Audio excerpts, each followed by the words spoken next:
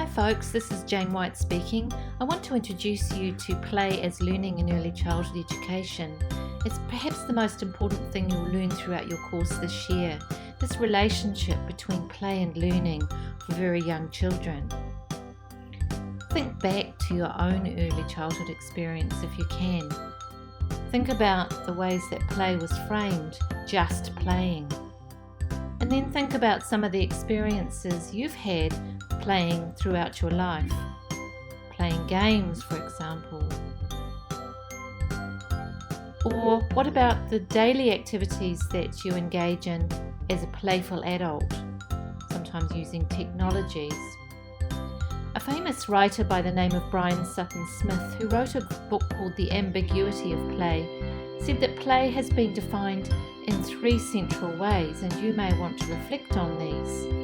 The first he describes as play for adaptive purposes, something that's biologically necessary, or a mastery of some sort of psychological expression or release. And secondly, he said that it was for fate, purposes of fate, such as games of chance or risk-taking, where the player has no control, or for amusement.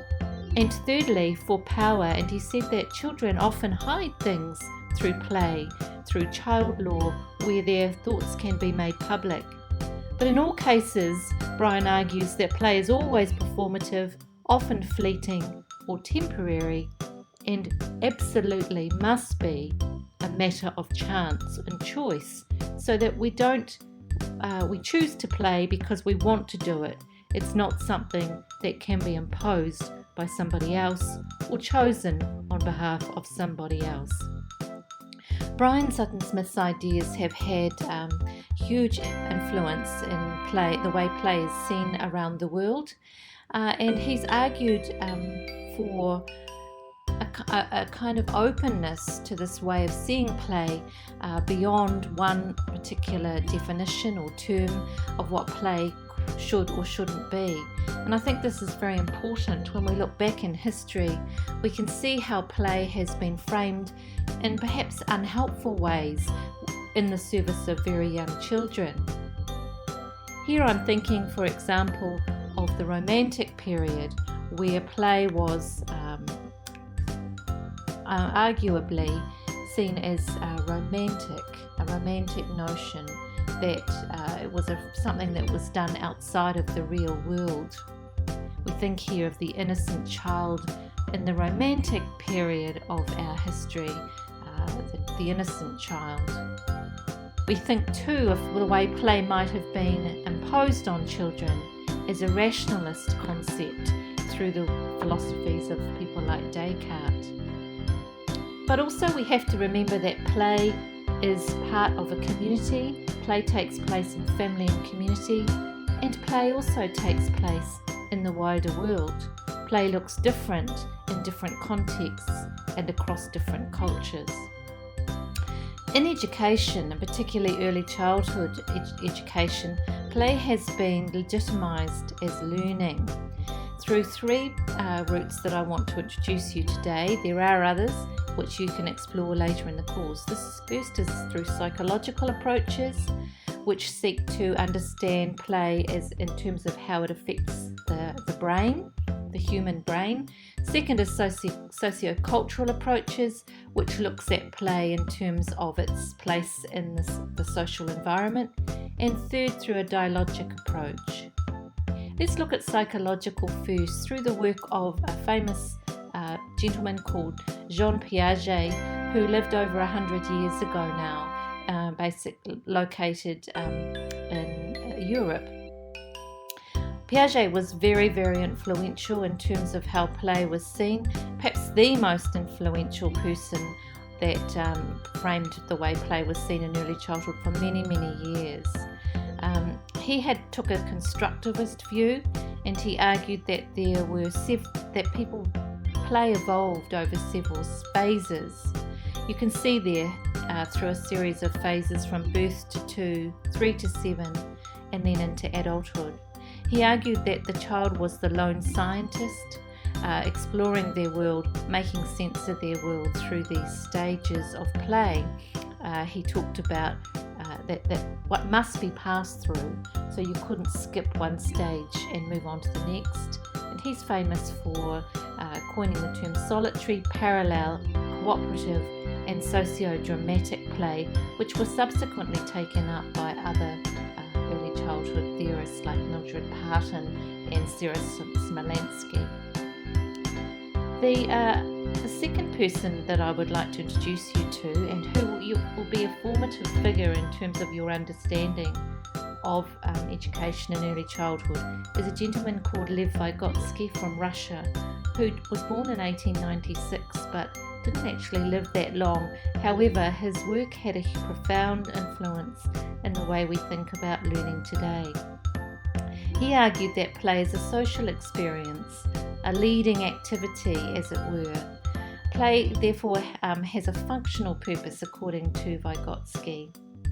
He argued that the imaginative world was the place where play filled a developmental need and also gave children the opportunity to think through problem solving.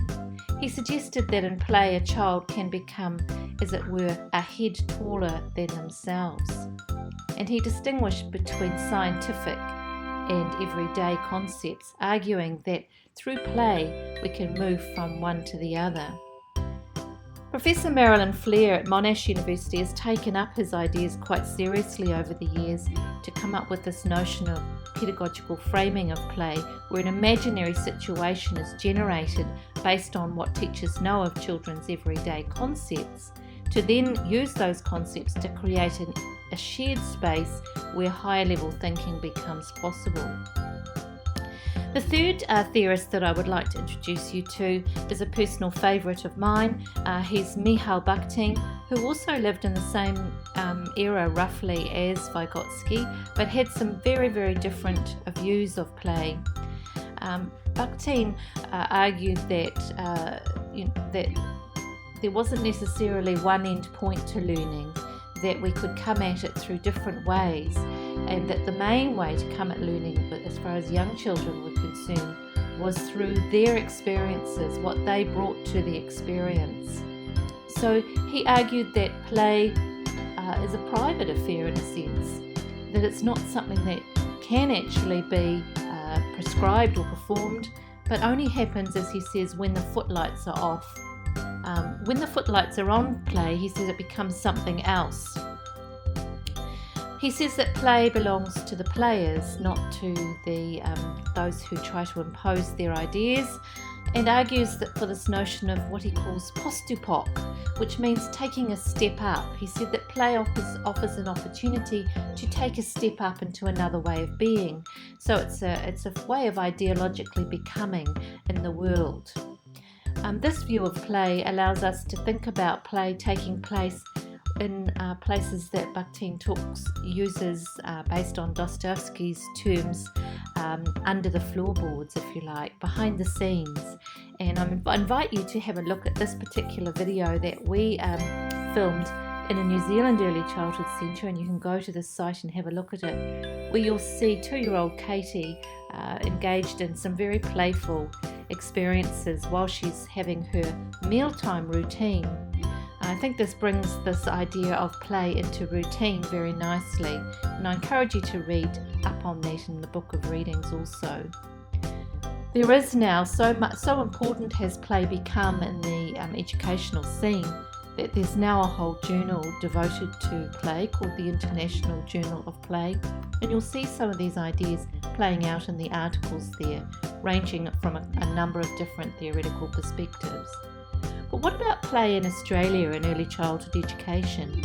Well, we're already introducing you to the 2 key curriculum for this course, one belonging, being and becoming as a national curriculum, and the second, the Victorian version of the Early Years Learning Framework, which you'll be engaging with also. Coming back to the state version, you'll see here that I'm starting to map out some very important points directly from that text, which position play very carefully in the context of learning. Let's have a look closely at this, and you're welcome to go and check it out in the actual document itself. and you can do so by flicking through to the first few pages, where you'll see play has quite a dominant status in there around some of the principles of learning through play.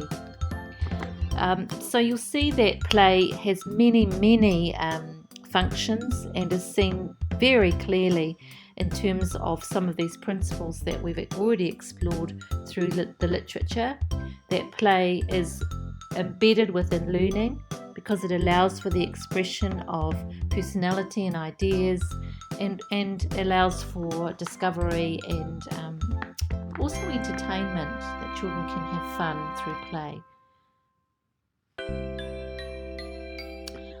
You're going to be looking at play through your observation lenses in this course, and I want to encourage you to be really engaging with these documents, the Early Years Learning Framework and Victorian Early Years Framework, to understand what it is you might be looking at when you're understanding play and learning and the relationship between the two.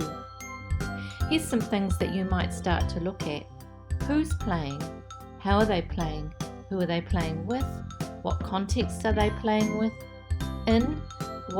Who is being excluded, very importantly? What roles are being taken up? How long do children play? And importantly, what types of learning take place in play? This is a really good starting place, and we would be very happy if you could use some of these concepts in framing up your observations, what it is you're going to look for, how you're going to look for it. I also want you to think about how you're going to position yourself in play as you go on your placement. Remember that adults too are players, and it's important that we understand the role we play within the play as well as observing it. So it's a fine line, and often quite a nuanced perspective and position that you're going to be needing to take. My suggestion at the very early stages of your course is not to jump in too quickly, to make sure that you have a clear understanding about whose play it is before you start to engage. Having said that, I want to encourage you to have fun and to understand that play is a community affair and that you are part of that. Good luck. Have fun. Bye for now.